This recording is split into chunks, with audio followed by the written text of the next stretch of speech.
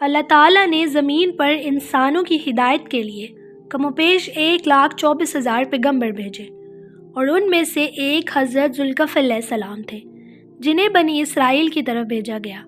آپ علیہ السلام کی پیدائش 840 قبل مسیح میں ہوئی اور 765 میں آپ نے وفات پائی۔ آپ نے تقریباً 75 سال کی عمر پائی۔ حضرت ذوالکفل علیہ السلام کا ذکر قرآن مجید میں 2 مرتبہ آیا ہے، سورۃ الانبیاء اور سورۃ صاد میں، اور اسی طرح حضرت عیسیٰ علیہ السلام کا ذکر بھی قرآن پاک میں 2 مرتبہ آیا ہے، سورۃ صاد اور سورۃ آل انعام میں۔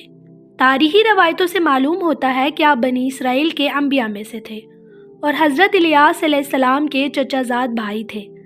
اور جب حضرت عیسیٰ علیہ السلام بوڑھے ہو چکے تو آپ علیہ السلام نے فیصلہ کیا کہ آپ کے بعد بنی اسرائیل کا کوئی خلیفہ مقرر کیا جائے جس کی شخصیت ایسی ہو جو ہر معاملے کو رحم دلی سے حل کرے۔ تو حضرت عیسیٰ علیہ السلام نے لوگوں کو جمع کیا اور ان کے سامنے 3 شرائط رکھی کہ جو شخص ان 3 شرائط کو پورا کرے گا وہ میرے بعد بنی اسرائیل کا خلیفہ ہوگا۔ وہ 3 شرائط یہ تھی: پہلی، جو سال بھر میں دن کے روزے رکھے، دوسری، رات بھر اللہ کو یاد کرے، اور تیسری، کسی کے ساتھ کبھی بھی غصہ نہ کرے۔ ان شرائط کو سننے کے بعد حضرت ذوالکفل علیہ السلام آگے بڑھے اور کہا کہ میں ان شرائط کو پورا کروں گا۔ حضرت عیسیٰ علیہ السلام نے 3 دفعہ شرائط کو دہرایا اور آپ علیہ السلام نے ہر دفعہ ان شرائط کو قبول کیا، اور پھر حضرت عیسیٰ علیہ السلام کی وفات کے بعد آپ علیہ السلام کو خلیفہ بنایا گیا۔ آپ علیہ السلام لوگوں کو اللہ کا پیغام پہنچاتے۔ آپ ایک نیک آدمی تھے، دن میں روزے رکھتے اور رات میں اللہ کی عبادت کرتے۔ آپ ایک پرسکون انسان تھے، کبھی غصہ نہیں کرتے تھے۔ یہ بات شیطان کو کھٹک رہی تھی اور وہ کسی طرح آپ کو بہکانا چاہتا تھا۔ پھر ایک دن ابلیس نے اپنے ساتھیوں سے کہا کہ کون ہے جو اس شخص کو بہکا سکے اور اس کو غصہ دلا سکے اور اس کا وعدہ توڑ سکے۔ تو اس کے ایک ساتھی ابیاز نے کہا کہ میں ذوالکفل کو غصہ دلاؤں گا۔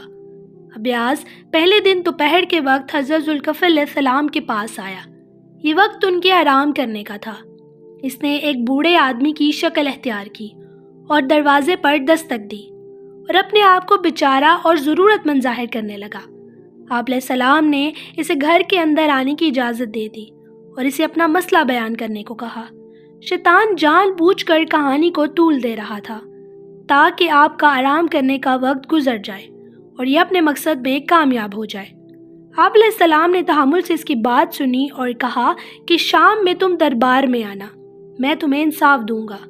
حضرت ذوالکفل علیہ السلام دربار میں اس کا انتظار کرتے رہے، لیکن ابیاز نہیں آیا۔ ابیاز پھر اس وقت آیا جب آپ کے آرام کرنے کا وقت تھا۔ حضرت ذوالکفل نے پھر سے اسے اندر آنے کی اجازت دی اور اس سے پوچھا کہ وہ دربار میں کیوں نہیں آیا، تو اس نے جھوٹ بولا کہ اس کے دشمنوں نے اسے دربار میں آنے نہیں دیا اور اس پر تشدد کیا۔ ابیاز آپ کو مصروف رکھنے کی کوشش کر رہا تھا تاکہ آپ آرام نہ کر سکیں۔ وہ آپ علیہ السلام کو سونے کا موقع نہیں دینا چاہتا تھا۔ آپ علیہ السلام 2 دن سے اپنی نیند پوری نہیں کر پائے تھے۔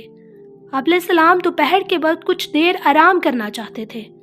ابیاز 3 مرتبہ پھر آپ کے دروازے پر آیا اور اس کی کوشش یہی تھی کہ آپ کی نیند خراب ہو اور آپ اپنا روزہ رکھنے اور نماز پڑھنے کی شرائط سے غافل ہو جائیں۔ آپ علیہ السلام کے گھر والوں نے اسے اندر داخل نہیں ہونے دیا۔ ابیاز چونکہ شیطان تھا اس لیے وہ آپ کے کمرے کے دروازے تک پہنچ گیا اور دروازہ کھٹکھٹانے لگا۔ حضرت ذوالکفل علیہ السلام کو اندازہ ہو گیا کہ جو آدمی دروازہ کھولے بغیر اندر داخل ہو سکتا ہے یقیناً یہ شیطان ہے، اور پھر ابلیس نے آخر قبول کر لیا کہ وہ ابلیس ہے، اور اس نے کہا کہ اس نے بہت کوشش کی کہ وہ آپ علیہ السلام کو آپ کی شرائط سے غافل کر دے، اور شیطان نے آپ کو غصہ دلانے کی کوشش کی لیکن وہ اپنے منصوبے میں کامیاب نہ ہو سکا۔ اس واقعے کی وجہ سے آپ کو ذوالکفل کا لقب دیا گیا۔